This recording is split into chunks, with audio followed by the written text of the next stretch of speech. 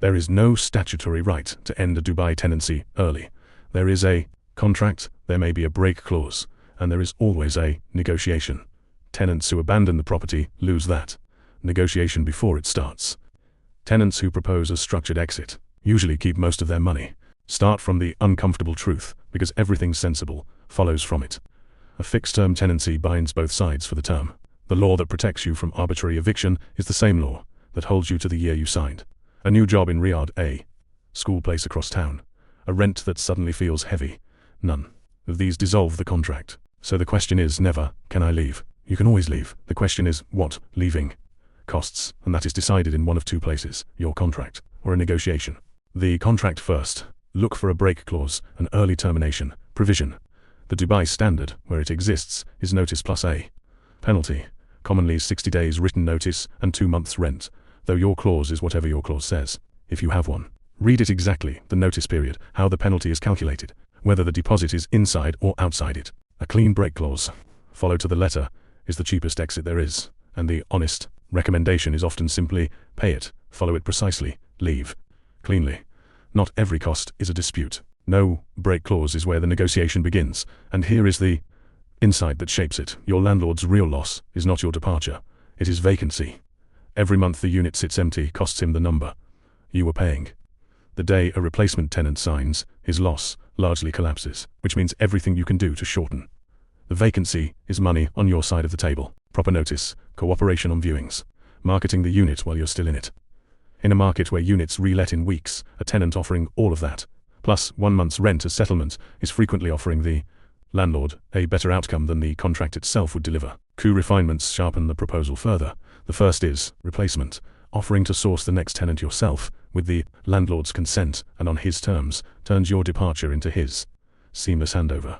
And there are few stronger cards in an early exit negotiation than a qualified tenant ready to sign. The second is timing. Dubai's rental market has seasons, and a unit released into a strong leasing month is a different proposition from one released into the summer lull. If you have any control over your exit date, exercise it. The easier you make the relet, the smaller the number you will be asked for. Now, the move that destroys all of it, the disappearing act, leaving.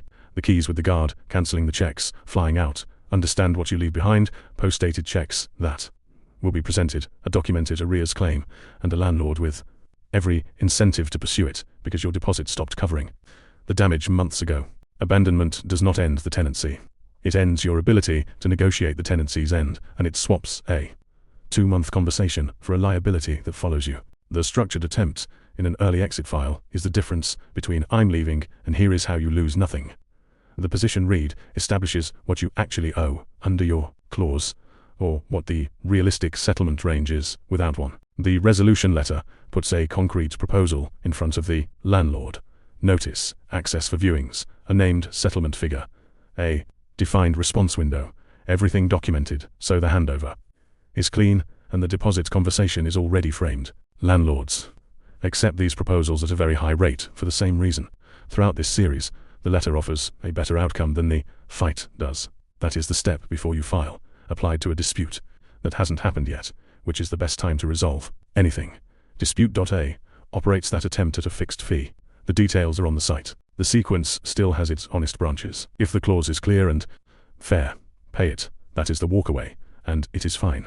If the landlord refuses a reasonable, documented mitigation proposal and presents checks anyway, the file you built becomes your defense, and the second branch is there. The RDC decides disputes.